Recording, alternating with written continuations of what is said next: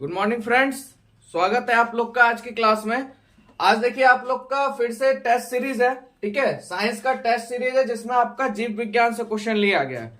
ठीक है, और ये क्वेश्चन आपके एग्जाम के लिए बहुत इंपॉर्टेंट है। एमसीक्यू, टोटल एमसीक्यू क्वेश्चन है आपके लिए, वेरी वेरी इंपॉर्टेंट है।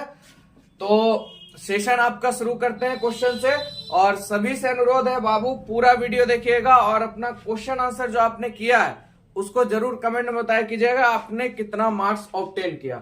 ये फुल्ली 40 नंबर का आपका है, यानी 40 क्वेश्चन है। ठीक है, 40 क्वेश्चन में आप कितना स्कोर करते हैं कमेंट करके बताइएगा। और कहीं भी दिक्कत हो या आपका अगर, क्योंकि इतना क्वेश्चन अगर आपने अभी कर लिया तो आपकी तैयारी अभी तक सुपर हिट है, और एग्जाम में आपका डिवीजन और क्या कहते हैं रिजल्ट कोई नहीं रोक सकता है। चलिए स्टार्ट करते हैं। क्वेश्चन नंबर 1 है बाबू, मस्तिष्क का कौन सा भाग शरीर की स्थिति तथा संतुलन का अनुरक्षण करता है?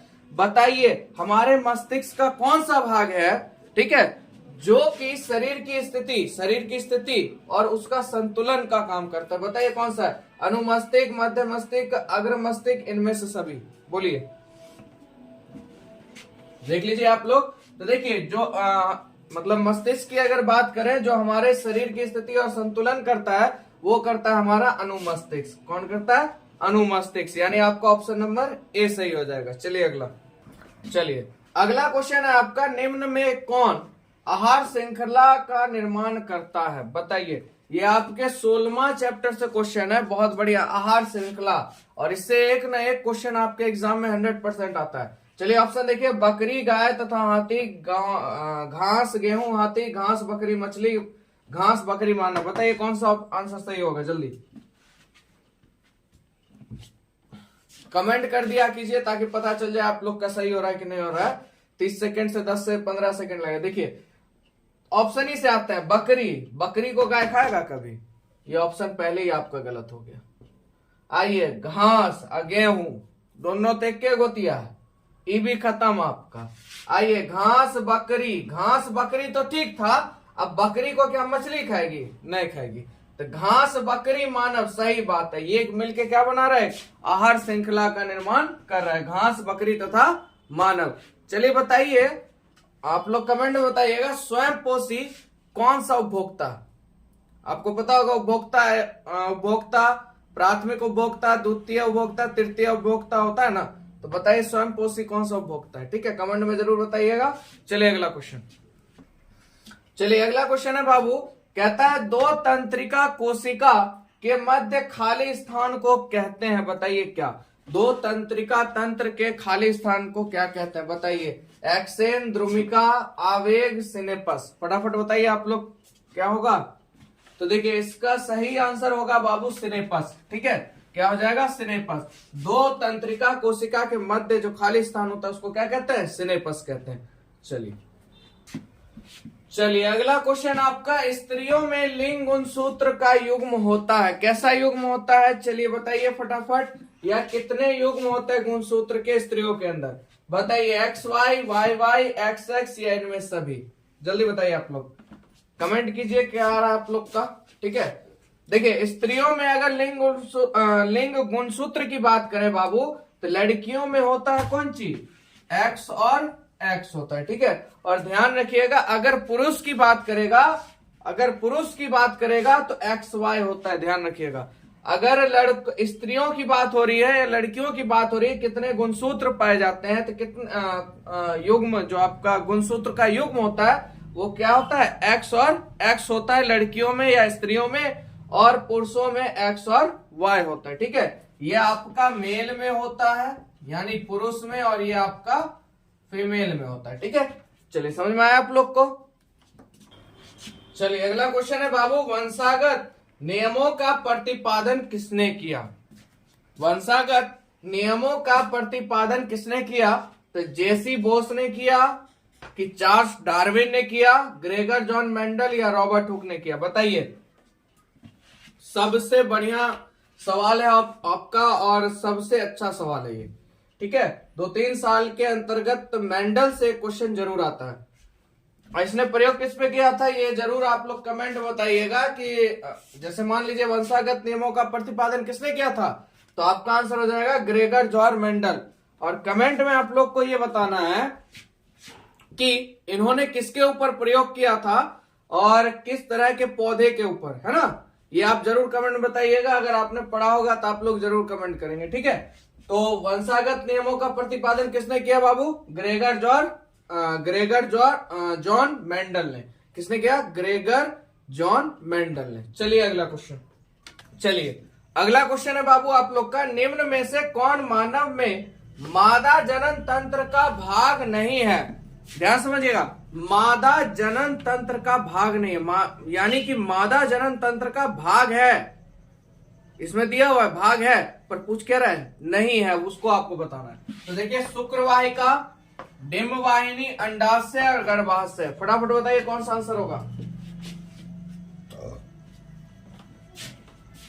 देखिए बाबू, अगर बात करें मादा जनन तंत्र की, तो मादा जनन तंत्र में बाबू आपका डिंब वाहिनी भी आता है, ठीक है, गर्भाशय भी मादा में ही होता है और अंडाशय भी मादा में ही होता है। सिर्फ एक जो आपका शुक्रवाहिका है ये मादा जनन तंत्र में नहीं होता, ये किसमें होता है? आपका नर जनन तंत्र में, ठीक है। किसमें होता है? नर जनन तंत्र में होता है आपका शुक्रवाहिका। और मादा जनन तंत्र की बात करें तो डिंब वाहिनी, गर्भाशय, अंडाशय, ये सब किसमें आते हैं? मादा जनन तंत्र में आते हैं। और शुक्रवाहिका आपका किसमें आता है? नर जनन तंत्र में। तो यहां पूछ रहे हैं मादा जनन तंत्र का भाग नहीं है, तो कौन सा नहीं है? शुक्रवाहिका। समझिए आप लोग। चलिए बाबू बताइए, पुष्प का कौन सा भाग परागकण बनाता है? पुंकेसर, स्त्रीकेसर, बाह्यदल या पंखुड़ी? फटाफट आप लोग बताइए कौन सा होता है? पुष्प का कौन सा भाग परागकण बनाता है? आगे आप लोग का आंसर देखिए, पुष्प का कौन सा भाग परागकण बनाता है? तो पुंकेसर बनाता है। कौन बनाता है बाबू? पुंकेसर, ठीक है। साथ ही साथ याद भी हो जाएगा और आप लोग को समझ में भी आ रहा होगा, ठीक है। अब पुंकेसर किसमें होता है ये बताइएगा आप लोग कमेंट में, और स्त्रीकेसर, ठीक है। चलिए कहता है, हाइड्रा में प्रजनन की विधि निम्नलिखित में से कौन है? बताइए आप लोग, हाइड्रा में प्रजनन की विधि कौन सी है? विखंडन, मुकुलन, बीजाणु समासन, कायिक प्रबंधन। क्या हो जाएगा आपका सही आंसर बाबू? तो इसका सही आंसर फटाफट आप लोग कमेंट कीजिए, क्या हो जाएगा? इसका सही आंसर बाबू हो जाएगा मुकुलन, ठीक है। हाइड्रा में कौन सा प्रजनन विधि होता है? मुकुलन होता है, ठीक है। चलिए, बिहार बोर्ड का अगर बाबू बात करें ना, सबसे पसंदीदा क्वेश्चन अगर होगा तो यही होगा, क्योंकि बहुत बार ये क्वेश्चन आपके एग्जाम में आता है कि मानव हृदय में कितने कोष्ठक होते हैं। सबसे ज्यादा बार क्वेश्चन आने वाला, सबसे प्रिय क्वेश्चन, और ये आप लोग को पता भी होगा, अब तक आप लोग ने आंसर भी दे दिया होगा इसका। तो मानव हृदय में कितने कोष्ठक होते हैं बाबू? 4 होते हैं। जितने भी स्तनधारी हैं याद रखिएगा, उनमें क्या हो जाता है? 4 कोष्ठक। और क्या क्या हो जाता है? एक बायां अलिंद, दायां अलिंद, बायां निलय और दायां निलय। तो कितने कोष्ठक हो जाते हैं आपका मानव हृदय में? 4 कोष्ठक, ठीक है। चलिए बाबू, अगला क्वेश्चन है, मनुष्य में वृक्क एक तंत्र का भाग है जो संबंधित है किससे? बताइए, श्वसन से, पोषण से, उत्सर्जन से या परिवहन से? तो देखिए आप लोग का क्वेश्चन आंसर आ गया। देखिए, अगर बात करें वृक्क की अगर बात होगी तो ये श्वसन और पोषण और परिवहन से मतलब नहीं होता। इसका मतलब किससे होता है? सिर्फ बाबू उत्सर्जन से। किससे होता है? उत्सर्जन से। वृक्क जो है, मनुष्य में वृक्क जो है एक तंत्र है जो किससे संबंधित होता है बाबू? उत्सर्जन से होता है। किससे होता है? उत्सर्जन से। चलिए अगला क्वेश्चन है बाबू आपका, पायरुवेट के विखंडन से कार्बन डाइऑक्साइड जल तथा ऊर्जा देता है, और यह क्रिया होती है किसमें? बताइए, किसमें यह क्रिया होती है आपका? माइटोकॉन्ड्रिया में, हरित लवक में, कोशिका द्रव में या केंद्रक में? बताइए फटाफट क्या हो जाएगा आपका? तो देखिए, पायरुवेट के विखंडन से कार्बन डाइऑक्साइड जल तथा ऊर्जा जो देता है, यह क्रिया किसमें होती है बाबू? तो आपके माइटोकॉन्ड्रिया में होती है। किसमें क्रिया होती है? माइटोकॉन्ड्रिया में। अगला क्वेश्चन है, स्वयं पोषी पोषण के लिए आवश्यक है, बताइए क्या?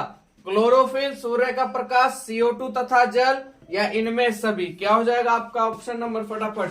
ये क्वेश्चन जो बच्चे गलत कर गए, समझ जाइए उनका तैयारी कितना बढ़िया होगा।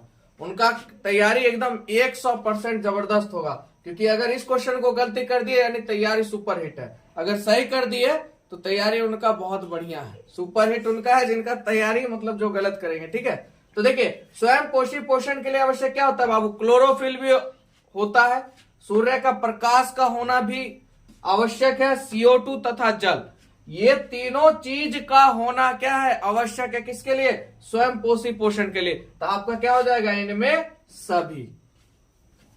अमीबा से रिलेटिव एक क्वेश्चन तो आपके एग्जाम में जरूरी आता है, तो बताइए बाबू आप लोग, अमीबा अपना भोजन ग्रहण करता है कैसे?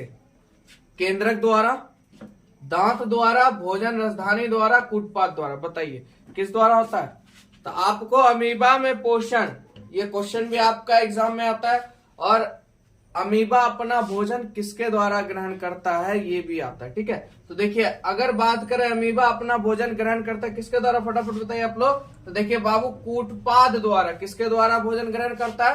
कूटपाद द्वारा। ठीक है, रक्त इनमें किसकी उपस्थिति के कारण लाल दिखता है? ठीक है, और कभी कभी आपका क्वेश्चन जो है, ठीक है, तो कभी कभी घुमा के क्या पूछ देता है, किस प्रोटीन के कारण रक्त जो है मतलब आपका लाल दिखता है? ठीक है, तो देखिए रक्त का लाल दिखना एक वो चीज के कारण होता है, बताइए फटाफट क्या हो जाएगा आपका? तो हीमोग्लोबिन के कारण। किसके कारण? हीमोग्लोबिन के कारण। रक्त के कण जो लाल होते हैं किसके कारण होते हैं? हीमोग्लोबिन के ही कारण। रक्त किसकी उपस्थिति के कारण लाल दिखता है? हीमोग्लोबिन के कारण। रक्त में किस प्रोटीन के कारण रक्त का रंग लाल दिखता है? तो हीमोग्लोबिन के ही कारण। यानी रक्त लाल अगर जो है किसके कारण? तो सिर्फ और सिर्फ हीमोग्लोबिन के कारण। ठीक है, तो समझ में आ गया आपका? ना आपका थ्रोबिन होगा, ना थ्रोबोप्लास्टिन होगा, ना फाइब्रिन होगा, क्या हो जाएगा? हीमोग्लोबिन। चलिए अगला क्वेश्चन है आपका, शुद्ध या ऑक्सीजनित रक्त को हृदय से शरीर के विभिन्न भागों में ले जाने वाली रक्त वाहिना कहलाती हैं, बताइए क्या? चलिए चारों ऑप्शन आपके सामने है बाबू, सिराएं, निलय, धमनियां और आलिंद। जो बच्चे तेज होंगे वो फटाफट इसका जवाब दे दिए होंगे, फटाफट बताइए क्या हो जाएगा? तो देखिए अगर बात करें शुद्ध रक्त का संचार अगर होता है तो आपका धमनियों में होता है, ध्यान रखिएगा। रक्त का संचार किसमें होता है? धमनियों में। ठीक है, और जिसमें रक्त का संचार नहीं होता वो क्या कहलाती है? आपकी सिराएं कहलाती है। ठीक है, तो समझ में आया आप लोग को? शुद्ध रक्त का संचार जो होता है या परिवहन जो होता है किसमें होता है? आपका धमनी में होता है। ठीक है, विभिन्न भाग में ले जाने का काम वाहिनों द्वारा किसका होता है? धमनियों का। चलिए अगला क्वेश्चन है बाबू, रक्त दाब की माप किस उपकरण द्वारा की जाती है? या रक्त दाब को किससे में मापा जाता है? चलिए फटाफट बताइए आंसर क्या होगा? सिसगैमोमीटर, हाइग्रोमीटर, हाइड्रोमीटर, लैक्टोमीटर। फटाफट बताइए क्या आंसर हो जाएगा? तो रक्त दाब की जो माप होती है जिसमें उसे मापा जाता है बाबू, वो होता है आपका कौन सी? फटाफट सिसगैमोमीटर। क्या हो जाता है? सिसगैमोमैनोमीटर। क्या हो जाएगा? सिसगैमोमैनोमीटर में रक्त दाब। ठीक है, रक्त दाब के लिए किस उपकरण का प्रयोग किया जाता है बाबू? सिसगैमोमैनोमीटर। ठीक है, चलिए अगला क्वेश्चन है बाबू, क्वेश्चन नंबर 17, पौधों में गैसों के आदान प्रदान के लिए रहते हैं, बताइए क्या? पौधों में जो गैसों का आदान प्रदान करता है या किया जाता है वो किसमें होता है? रंध्र में, तना में, जड़ में, या इनमें से कोई नहीं? फटाफट बताइए किसमें होता है? तो देखिए पौधों में गैसों का आदान प्रदान जो होता है बाबू किसमें होता है? रंध्र में होता है। किसमें होता है? रंध्र में, यानी ऑप्शन नंबर ए आपका सही हो जाएगा। चलिए अगला देखते हैं। अगला क्वेश्चन है बाबू आपका, मानव वृक्क का संरचनात्मक एवं कार्यात्मक इकाई होता है, बताइए क्या? नेफ्रॉन, न्यूरॉन, रेटिना, या इनमें से कोई नहीं? फटाफट बताइए मानव वृक्क के बारे में आपसे। चलिए तो देखिए मानव वृक्क का संरचनात्मक एवं कार्यात्मक इकाई जो होता है बाबू वो आपका नेफ्रॉन होता है। ठीक है, क्या हो जाता है? नेफ्रॉन हो जाता है। ठीक है, चलिए अगला देखते हैं। अगला क्वेश्चन है बाबू आप लोग का, मनुष्य के शरीर में भोजन का पूर्ण पाचन होता है, बताइए किसमें? बहुत बढ़िया क्वेश्चन है। मनुष्य के शरीर में पूर्ण पाचन किसमें होता है? ये बताना है आपको, बड़ी आंत में, छोटी आंत में, अमाशय में या कृत्य में? कहां पे होता है बाबू? फटाफट बताइए आप लोग आंसर। तो देखिए इसका आंसर हो जाएगा बाबू पूर्ण पाचन। पूर्ण पाचन की बात हो रहा है तो आपका क्या हो जाएगा? बड़ी आंत की छोटी आंत? छोटी आंत होगा, ठीक है। जब भी पूर्ण पाचन होगा आपका किसमें होगा? छोटी आंत में, ठीक है। चलिए समझ में आप लोग को। अगला क्वेश्चन देखते हैं। अगला क्वेश्चन नंबर 20 है आपका, भ्रूण का विकास होता है। चलिए बताइए भ्रूण का विकास किसमें होता है? गर्भाशय में, फैलोपियन ट्यूब में, अंडाशय में, योनि में? बताइए किसमें होता है? चलिए देखिए भ्रूण का जो विकास होता है बाबू वो किसमें होता है आपका? गर्भाशय में होता है। किसमें हो जाता है? गर्भाशय में, ठीक है। यानी ऑप्शन नंबर ए आपका सही होगा। अंडाशय में नहीं होता, फैलोपियन ट्यूब में नहीं होता, योनि में नहीं होता। किसमें होता है? गर्भाशय में होता है। अगला क्वेश्चन देखिए, मानव मूत्र में यूरिया की प्रतिशत मात्रा होती है कितनी? यानी मानव का जो मूत्र होता है, ठीक है, उसमें कितना प्रतिशत यूरिया रहता है? 60%, 96%, 2% के इनमें से कोई नहीं? फटाफट बताइए। अगर इसका आंसर आप लोग को पता है तो कमेंट में बताइएगा। जल कितना परसेंट होता है? मानव के मूत्र में जल कितना परसेंट होता है? मैं आपको कमेंट में ही आंसर बता दूंगा, ठीक है। तो चलिए मानव मूत्र में यूरिया की प्रतिशत मात्रा कितनी होती है? आया आप लोग का जवाब? चलिए कितना हो जाता है? 2%। कितना होता है? 2%, ठीक है। चलिए अगला देखते हैं। चलिए अगला क्वेश्चन है बाबू, मृत जीवी का उदाहरण है, मृतोपजीवी का उदाहरण है, बताइएगा आप लोग। ओढ़ुल, अमरबेल, अमीबा, गोबर छत्ता। बताइए मृतोपजीवी का उदाहरण क्या है? देखिए बहुत बच्चे को लग रहा होगा ओढ़ुल तो होगा नहीं, अमीबा होगा नहीं। बहुत बच्चे के मन में होगा शंका, क्या चीज? अमरबेल, है ना, अमरबेल, ठीक है। तो देखिए शंका मत रखिए दिमाग के अंदर। अमरबेल जो है बाबू वो परजीवी है। अगर मृतोपजीवी का उदाहरण का बात करें, मृतोपजीवी, तो आपका गोबर छत्ता होगा। क्या होगा? गोबर छत्ता होगा। और ये जो अमरबेल है आपका, ये आपका परजीवी होता है, ठीक है। ये आपका पैरासाइट होता है, ठीक है। अगला क्वेश्चन है, पूर्ण विकसित अंडाशय कहलाता है, बताइए क्या? बहुत यूनिक क्वेश्चन है ये। चलिए आया आप लोग का जवाब? फल होगा, बीजांड होगा, बीज होगा या नन ऑफ दिस? इसमें से कोई नहीं? बताइए पूर्ण विकसित अंडाशय कहलाता है क्या चीज? देखिए जब पूर्ण विकसित अंडाशय पूरा हो गया तो निश्चित वो क्या कहलाएगा बाबू? पता है आप लोग को? फल कहलाएगा। क्या कहलाएगा? फल कहलाएगा, ठीक है। चलिए अगला देखते हैं। चलिए अगला है बाबू आपका, ट्रैकिया किस जीव का श्वसन अंग है? बताइए। आपके जीव से लिया गया है। ट्रेकिया किस जीव का श्वसन अंग है? यानी अगर बात करें ट्रेकिया किस जीव, यानी कौन सा जीव है जो ट्रेकिया से सांस लेता है, ठीक है। तो आपको बताना है ट्रेकिया किस जीव का श्वसन अंग है। कॉकरोच, हाइड्रा, पाइला, स्टारफिश? बताइए फटाफट। देखिए इसका आंसर बाबू हो जाएगा ऑप्शन नंबर, पता है आप लोग को? ए हो जाएगा, यानी कॉकरोच, ठीक है। ट्रेकिया किस जीव का श्वसन अंग है? कॉकरोच का, ठीक है। आगे है, एक खाद्य श्रृंखला में तीसरे पोषी स्तर पर हमेशा कौन रहता है? ये जिस बच्चे का गलत हुआ अपने मुंह पर ना क्या कहें उसको, इतना आसान क्वेश्चन है, आप लोग बुरा नहीं मानिएगा। अगर आपको आता है तो कमेंट जरूर कीजिएगा। इसका आंसर बहुत आसान है। देखते कितने बच्चे का आंसर सही आता है। कहता है एक खाद्य श्रृंखला में तीसरे पोषी स्तर पर हमेशा कौन रहता है? तीसरे पोषी स्तर पर कौन रहता है? बताइए। अपघटक, शाकाहारी, उत्पादक, मांसाहारी? देखिए मैं आपके लिए ऑप्शन एक कम करता हूं। अपघटक, पोषी स्तर में अपघटक आता ही नहीं है आपका, ये यहां से खत्म हो गया। अब बचा आपका ये 3, है ना, ये आपका 3 हो गया। देखिएगा ये आपका उत्पादक तो खुद है ना। दूसरे नंबर पे क्या आता है आपका? शाकाहारी। और तीसरे पे बाबू आता है मांसाहारी। और देखिए आपसे तीसरा ही पूछ रहा है ना, तीसरा पोषी स्तर पर हमेशा कौन सा आता है? तो बाबू मांसाहारी, यानी ऑप्शन नंबर आपका डी हो जाएगा, ठीक है। चलिए आगे देख लेते हैं।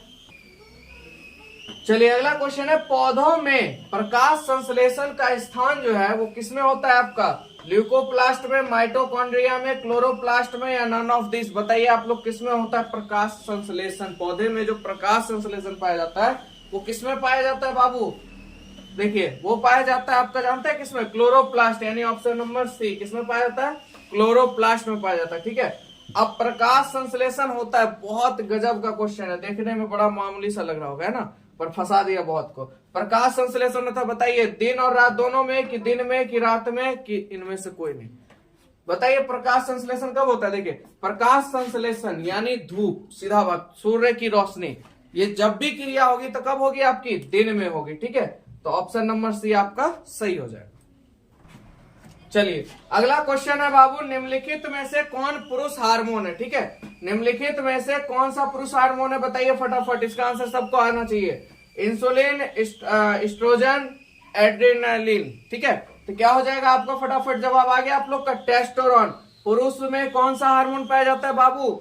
टेस्टोस्टेरोन। आप लोग से क्वेश्चन है, आप लोग बताइएगा स्त्रियों में कौन सा हार्मोन पाया जाता है? कमेंट में जरूर बताइएगा। ठीक है, चलिए अगला क्वेश्चन है, निम्न में से किसे रासायनिक दूध कहा जाता है? बहुत जबरदस्त क्वेश्चन है आपका, किसे रासायनिक दूध कहा जाता है? बताइए, आवेग, पाचक रस, हार्मोन और उद्दीपक। रासायनिक दूध कौन है इस चारों में से आपका? तो देखिए अगर बात करें तो किसे रासायनिक दूध कहते हैं तो किसे कहते हैं बाबू? हार्मोन को कहते हैं। हार्मोन को क्या कहते हैं? रासायनिक दूध कहते हैं। ठीक है, चलिए अगला क्वेश्चन है, ये आपके एग्जाम में बहुत बार प्रचलित क्वेश्चन है आपका, एटीपी का विस्तारित रूप क्या है? देखिए adenosine triphosphate, adenine thymine diphosphate, adenine thymine phosphate, adenine triphosphate. चलिए इसका आंसर आप लोग बताइए क्या हो जाएगा? तो इसका आंसर बाबू हो जाएगा आपका एडिनोसिन ट्राइफॉस्फेट।